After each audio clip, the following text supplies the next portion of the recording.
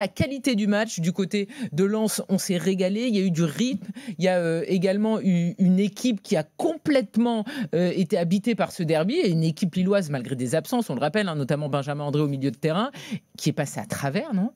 À travers, oui, en tout cas le momentum de la rencontre leur a échappé ce soir, parce que faut pas oublier qu'avant l'ouverture du score de Lens, il y a une double occasion avec Correa et Haraldsson, avec un Risser qui fait de très beaux arrêts. Peut-être que ça a fait la différence ce soir. Et derrière, après le premier but de Lens, parce que c'est vrai qu'avant le 0-0, on avait deux équipes qui se rendaient coup pour coup. Après cette ouverture du score, là pour le coup, je suis d'accord avec toi, Karine, on a vu une supériorité lensoise avec beaucoup de situations, des situations ratées des Lensois, notamment Ryan Fofana à plusieurs reprises. Et le deuxième but avec Florent Thauvin, faute ou pas faute, chacun se fera sa propre opinion. Pour moi, il y avait faute, mais Thauvin qui dit au petit Ryan Fofana, bon là je vais m'en occuper, je vais la mettre au fond. Il la met au fond, et à ce moment-là, on a une équipe de Lille qui doit revenir au score, des espaces créés par Lens, et Lens fait la différence. Mais moi, j'aime beaucoup ce qui se passe à Lens cette saison, parce qu'on retrouve cette frénésie à Bollaert qu'on avait un peu oublié, perdu de vue depuis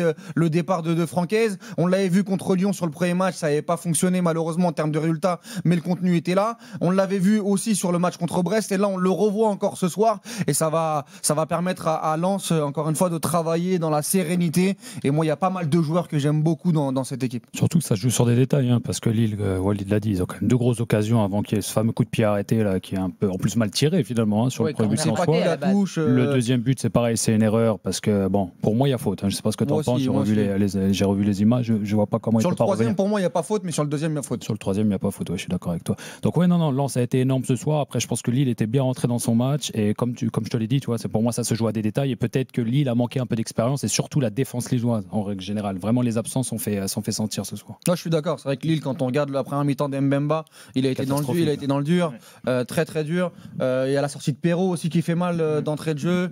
André qui doit normalement stabiliser cette équipe, et puis après Giroud, c'est pas un match pour lui ce soir, par exemple. Puis même si tu parles de la défense, je vais aussi rajouter moi le gardien qui sur le début de saison faisait illusion. On se disait comment ça va se passer l'après Chevalier comme l'après Maignan à Lille, ça va sûrement être compliqué. Bon, finalement les premiers matchs on n'avait pas vu des difficultés. Il n'était pas en... Il avait été correct sur les matchs, il n'avait pas été en difficulté. Ouais. Là, ce soir, je l'ai trouvé quand même très très mauvais. Ouais. Et par rapport à Risser, il perd sa bataille ce soir. C'est ce qui fait aussi la différence. En tout cas, ouais, il les a pas aidés ce soir, c'est clair. Mais moi, j'ai envie de mettre en avant. C'est pareil, on parlait d'Mbemba, mais même Mandy, avec qui j'ai été formé, que je connais un petit peu.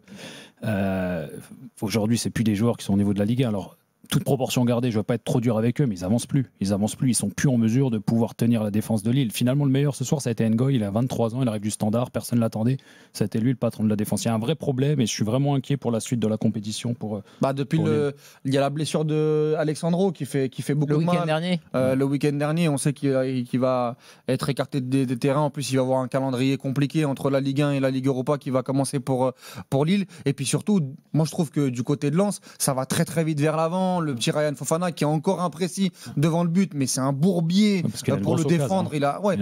Mais à chaque fois en transition, tu sens que dès qu'il démarre, pour le suivre, faut être très très vif. Et moi je trouve que à Lens, la colonne vertébrale, tu prends Risser, Malang Sarr, il a encore été énorme. Moi je trouve le petit Mamadou Sangaré au milieu de terrain qui vient d'arriver là, super match, il fait un super début de saison. Thauvin, il fait son meilleur match. Ah oui, moi je trouve que depuis le début de saison, on le voyait plein d'intentions, mais dans la réalisation, je trouvais encore brouillon. Là, ce soir, il a réuni les deux. Confiance. Et il y a notamment en deuxième mi-temps où il fait une espèce de flip-flap. J'allais en parler. Et puis le deuxième but, il est très important parce que à ce moment-là, on se dit purée, Lens, ils vont pas faire le trou, ils vont pas faire le break. Ça va encore être un match frustrant pour eux. Et là, il ramène son expérience en mettant ce but. En plus, il avait une petite histoire avec Lille. Donc ce soir, on va pas dire qu'il règle ses comptes, mais en tout cas, il y a un petit clin d'œil. Donc non, vraiment très très bien Lens, et je suis content pour eux parce que ils méritent sur le début de saison. Et pour Oughourlian qui fait du très très bon travail. Ils ont bien vendu, ils ont bien racheté, ils n'ont pas mis énormément. On sait qu'il y a les problèmes des droits télé, les clubs sont un peu limités dans leur recrue. Et là, je trouve qu'il a encore fait du super travail. Tu peux parler aussi de Jean-Louis Leca parce que Risser, le recrutement. Risser, très bon recrutement. Baïdou, il fait un super match aussi. Udol, intelligent. Mamadou Sangaré, on vient d'en parler. Thauvin, très belle idée, très belle idée.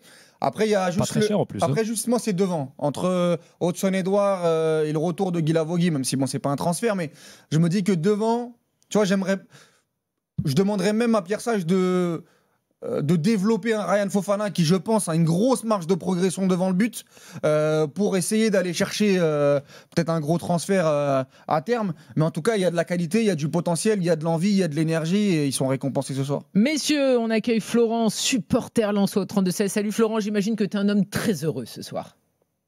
Et bonsoir à tous, bonsoir à tous. Ben oui, très heureux parce que la dernière fois que je vous ai appelé, c'était Lille-Lens du mois de mars, là, de la saison dernière. Bah, tu nous appelles pas souvent, dis donc. Comment ? Non, je te vannais. Je te disais que tu nous appelais pas souvent. Parlons de cette belle rencontre ce soir et de ce beau match. Ah ben ce soir, c'est une grosse satisfaction. Je me méfiais de ce match parce que Lille avait fait un gros début de saison et je me méfie vraiment de cette équipe. Et nous, je pense que pour nous, c'est un match référence parce qu'on n'avait pas encore vraiment de certitude depuis le début de saison avec toutes les nouvelles recrues, tous les transferts qu'on a fait. On a fait beaucoup de ventes, beaucoup d'achats. Donc il y avait beaucoup d'interrogations. Moi, c'était un match vraiment... je voulais vraiment voir ce que ça donnait. Et ce soir, ben voilà, ils ont répondu présent dans l'impact. Défensivement, c'est le premier match depuis le début de saison qu'on n'encaisse pas de but, c'est important. J'étais pas très content de Malang Sarr, par exemple, la saison dernière. À Lens, depuis le début de saison, il fait vraiment toute la différence derrière. C'est pas le même, hein. Non, c'est pas le même. C'est vraiment pas le même joueur. Moi, qui habite Antibes, j'allais souvent voir les matchs à Nice. Du coup, c'était quelqu'un que je défendais quand il était à l'époque de Nice. Et ce soir, je suis vraiment satisfait, mais depuis le début de saison, de son impact. Après, t'en as parlé, Walid, Mamadou Sangaré. Franchement, c'est vraiment une belle surprise. Ah, c'est mon coup de cœur, moi. Franchement, c'est une très belle surprise. Avec Noumasson, c'est vraiment très complémentaire. Ce qu'il fait sur le troisième but, l'intelligence de la passe cachée dans le bon timing pour gérer cette supériorité numérique, c'est totalement mon football. Franchement, s'il continue comme ça, mais déjà contre Brest, à domicile, il avait pris la deuxième mi-temps sur ses épaules pour gérer le tempo. Non, franchement, le milieu malien là, il est très très fort. Et là où je suis d'accord avec toi, il est très complémentaire avec Thomasson. Après, devant, moi j'ai un petit... Ouais, Thomasson, après, franchement, c'est un très bon joueur, Thomasson, mais après, voilà, faut le mettre avec... Je disais, les deux sont très complémentaires. Les deux sont Maxime, très complémentaires ensemble, t'as raison sur ce point. Les deux milieux sont complémentaires. Après, moi où j'avais un peu l'incertitude, c'est devant. Il nous manque l'efficacité depuis 2 ans, c'est notre gros problème, c'est vraiment l'efficacité. Et depuis qu'Openda est parti. Comment ? Depuis qu'Openda est parti. Depuis qu'Openda est parti, ouais, exactement. Et ouais, il y a des matchs où on doit faire la différence offensivement. Et ce soir, heureusement, ça tourne dans le bon sens. Après, j'oublie pas non plus que Lille peut ouvrir le score. Ils font un gros début de match, les Lillois, quand même. Ouais, ils vous mettent en difficulté. Ouais, ils nous mettent en difficulté. Mais justement, on a su vraiment tenir bon. Et après, derrière, franchement, ce que j'ai aimé, c'est l'impact de Florian Thauvin. Wesley Saïd, côté gauche. Un Wesley Saïd à 100%, c'est un très bon joueur de Ligue 1, il n'y a pas de débat. Maintenant, il faut voir s'il ne sera pas blessé dans 2 mois, 3 mois, c'est l'incertitude. C'est toujours pareil. Et Osdon Edouard, qu'est-ce que ça va donner ? Moi, Osdon Edouard, les seuls buts que j'avais vus, c'était quand il était encore au Celtic. Maintenant, est-ce que c'est une bonne pioche ou pas ? Je sais que Nice était dessus, Francaise était dessus. Voilà, c'est un peu l'incertitude que j'ai devant. Et tu penses quoi du petit Ryan Fofana ? Parce que moi, j'ai la vision sur le joueur. Il a encore plein de défauts, mais moi, je trouve qu'il a une grosse marge de progression et il est fait pour le football moderne. Ouais, alors techniquement, dans ses remises, il faut encore qu'il s'améliore, je pense, dos au but. Il est souvent disponible, mais de temps en temps, il fait pas forcément les bons choix. Il y a un moment où il frappe en première mi-temps. Il peut encore décaler. Il est très frustrant. Il est encore très frustrant. Parce qu'il y a la grosse occasion là où il doit faire beaucoup mieux. Mais par contre, il est à chaque fois dans les bons coups. Et ça, c'est le meilleur exemple sur cette occasion aussi. Parce que normalement, il doit la prendre plat du pied. Il doit jamais jouer coup du pied. Tu sens qu'il manque un petit peu encore d'expérience. Mais par contre, il a une personnalité. Il a une énergie. Il colle à Bollard. Il colle à Il va marcher. Moi, je pense que dans 3-4 mois, après, c'est un parti pris. Parce qu'aujourd'hui, tu es dans une équipe de Lens qui doit faire des points, qui doit marquer. Donc, tu peux ressortir frustré des matchs, mais entre ce qu'il a fait notamment contre Brest, le match parce que contre Brest c'est lui qui provoque le rouge de Majeki, si je me souviens bien. Il marque. Oui, après Majeki il fait n'importe quoi. Bien sûr, mais contre le Havre. Contre le Havre aussi, c'est lui qui avait provoqué un penalty, il me semble. Donc il a des choses. Si Pierre Sage arrive à le relancer, à le faire progresser, comme il a relancé Malang Sarr par exemple, ça peut être une bonne chose. Après, franchement, un petit point sur Pierre Sage. Moi, quand il arrivait à Lens, le profil, il colle parfaitement au RC Lens. Enfin, quand il arrivait, alors j'aimais bien Will Steele aussi, mais Pierre Sage, c'est l'humilité, c'est le travail, c'est du jeu, ça parle football dans ses conférences de presse. Et voilà, ça parle pas à l'arbitre, ça parle que football. Et franchement, après voilà, on finira pas peut-être 2e, 3e. Notre place c'est entre la 5e, la 6e, la 7e. Mais non, mais cette année c'est la saison du kiff, c'est la saison du retour à Bollaert. Parce que l'année dernière à Bollaert vous preniez tempête sur tempête, regagner des matchs là-bas, faire vibrer les supporters, essayer d'aller chercher au moins être dans la course à la 7e place. C'est ça aujourd'hui le challenge pour Lens. Et moi je pense que tu es dans la bonne direction pour cette saison-là. Et puis après on verra ce qui va se passer sur les prochaines saisons, le recrutement, les départs.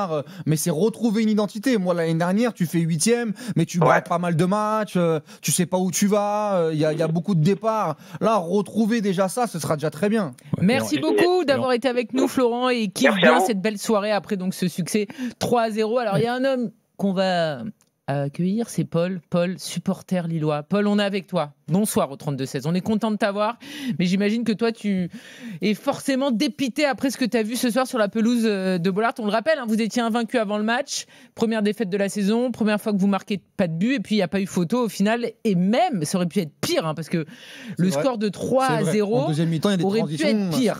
Il y a eu énormément de contre-lensois qui finalement n'ont pas amené de but. Salut l'équipe. Oui, tu viens de résumer effectivement soirée cauchemardesque pour le LOSC. Il y a rien qui a été, si ce n'est la première demi-heure où effectivement ça a été dit tout à l'heure, on a livré une belle prestation. Et encore que les premières 20 minutes, je dirais. Oui, on va dire les premières 20 minutes, mais le premier but nous coupe les jambes.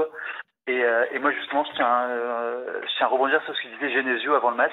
Il disait ce match doit nous permettre de voir si le banc doit nous permettre d'aller ou non assez loin dans les compétitions dans lesquelles on est engagé. On a la réponse ce soir. Non. Quand tu remplaces Alexandro par Mbemba, quand tu remplaces André par Bentaleb, et quand Perraud se casse et que tu mets l'Indonésien, l'international indonésien. Verdong, qui a été très moyen aussi. Hein. Voilà, t'as la réponse. Non, le banc ne suit pas. Et en fait, mais le pire, c'est pas tant Verdon et Perraud, c'est André et Alexandro, parce qu'effectivement, ce sont des patrons sur le terrain, un en défense et un au milieu.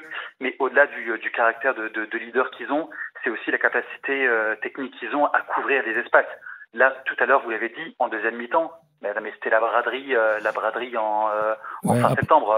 Après, il n'y a pas tout à jeter, c'est aussi le scénario du match qui veut ça. Il y a quand même beaucoup à jeter. Non, il n'y a pas tout à jeter. Ils étaient à 3-0, il fallait qu'ils reviennent au score, donc forcément tu le découvres et tu crées des espaces derrière. Alors, il n'y a pas tout à jeter, c'est-à-dire que le début de saison n'est pas incroyable, mais au niveau du comptablement parlant, ça allait très bien. Voilà, ils n'avaient pas encore perdu, c'était la meilleure attaque, donc je ne pense pas qu'il faut voir tout noir, même si ce soir évidemment ils ont été surclassés par Lens, ils ont été surclassés aussi par rapport au scénario du match, ça a été très compliqué. C'est vraiment l'aspect mental qui a prêché ce soir, vraiment. Aujourd'hui, ils ont un vrai souci là-dedans, et c'est vrai que la profondeur du banc, c'est un vrai problème aussi, surtout par rapport au nombre de matchs qui va arriver. Il y a beaucoup de blessés en plus, ils les additionnent là. Après, moi je me suis dit que quand je regardais les 25 premières minutes, on va avoir un espèce de match ping-pong Bundesliga où les deux vont tenter leur chance, et à ce jeu-là, Lille va avoir beaucoup plus d'expérience, de maturité, de lucidité dans le dernier geste. Et ils ont eu les occasions.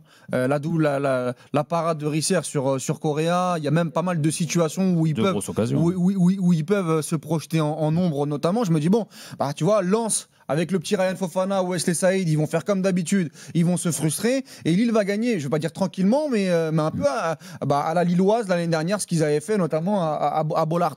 Et au final, ils ont complètement sombré après le 1-0. Moi, c'est surtout ça qui m'inquiète, c'est qu'après le 1-0, j'ai pas eu les ressorts mentaux et par le jeu de la part de Lille. Et comme tu l'as dit, c'est que défensivement, ils étaient dans la machine à laver. Le pauvre Mbemba, déjà sa rentrée contre Toulouse la semaine dernière, elle a été très compliquée. Et ce soir, ce qu'il a mangé dans le dos de Thauvin et dans le dos de Ryan Fofana. Après, il n'y a pas de secret. Ça fait un an qu'il est au placard, à part jouer avec la RDC. Donc ça va prendre un petit peu de temps. Moi, il y avait pas mal de supporters lillois qui m'étaient tombés dessus parce que la semaine dernière, j'avais déjà dit que le match face à Toulouse, le nul aurait été beaucoup plus mérité, que c'est le rouge qui change un peu les choses parce que Lille avait le ballon, mais c'était très très stérile face à Toulouse. Là, ce soir, t'es rattrapé par certaines limites. Après, il y a aussi des joueurs qui ont failli. On en a parlé défensivement. Moi, j'ai la question du gardien qui se pose, Maxime.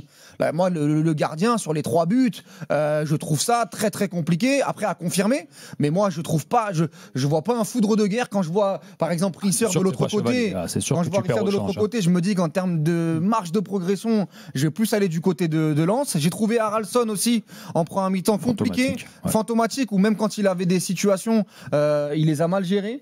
hormis l'entrée d'Ossam Sahraoui qui a essayé en début de deuxième mi-temps d'apporter du pep. Et encore, mais pas non, mais au début de la deuxième mi-temps, voilà, c'est un match sans, il va falloir se relever. Mais maintenant, ce qui va être intéressant pour Lille, c'est les semaines à double match, Karine. Et Bergen dès jeudi. Mais après, c'est pas le plus gros match à jouer. Il y a Lyon. Mais en tout cas, ça va être intéressant sur les matchs qui va être intéressant. Ouais, non, c'est clair. Et qu'est-ce que tu as pensé Je voudrais juste parler un petit peu d'Olivier. Je l'ai trouvé très esselé. Giroud. Olivier Giroud, pardon. Ouais. On va parler d'Olivier Létang dans quelques secondes. C'est son pote, donc Olivier, il l'appelle Olivier. Non, mais j'étais un peu déçu. Je trouvais qu'il manquait un peu de solutions. J'ai trouvé Félix Correa et Fernandez Pardo vraiment loin de lui. Enfin, je sais pas. Après, ils ont été aussi bien pris par cette défense à 3. Il faut le remettre. On parlait de Malang Sarr qui fait une très bonne saison. Bien aidé par ce système à 3 défenseurs. Ça couvre un peu ses lacunes tactiques. Mais j'ai trouvé Olivier, je suis un peu déçu pour lui parce qu'autant sur les 2-3 premiers matchs, je trouvais qu'il arrivait bien à trouver les joueurs autour de lui. Il n'a pas de spot ce soir. Il a très peu touché de ballon. On l'a très peu vu. En première mi-temps, on sentait que sur les actions avec Correa et Perraud, attention, la perte de Perraud, elle fait mal, parce que le duo Correa-Perraud depuis le début de saison, ils se trouvaient les yeux fermés, les mecs. Tu disais, attends, mais ils ont joué ensemble depuis 3 ans. Non, ils avaient vraiment des circuits. Et là, j'ai perdu son nom, le latéral qui est rentré. Défensivement, on en a parlé. Mais surtout offensivement, il y a très très peu d'apports. Et Correa n'a pas été inspiré sur les 25 premières minutes où on sent que dans ses choix, dans ses prises de balles, il aurait pu faire mieux. Mais voilà, tu tombes sur la foudre lensoise ce soir. Il n'y a pas non plus mort d'homme de perdre, de perdre ce match. Et il faudra enchaîner et retrouver de la stabilité, surtout défensivement. On rappelle donc que Lens a été le grand vainqueur de ce derby, un succès 3-0. Merci beaucoup Paul d'avoir été avec nous, supporter lillois. Une information de Jean Baumel, Olivier Létang a quitté le stade Bollaert à la 75e minute et on se demande si ça n'a pas un rapport avec les banderoles. Il y a eu des banderoles insultantes envers Olivier Létang, donc on saura, je pense, et si oui ou non c'est un rapport, oui bien sûr, si c'est un rapport ou pas avec les banderoles insultantes qui ont été sorties par certains supporters lensois.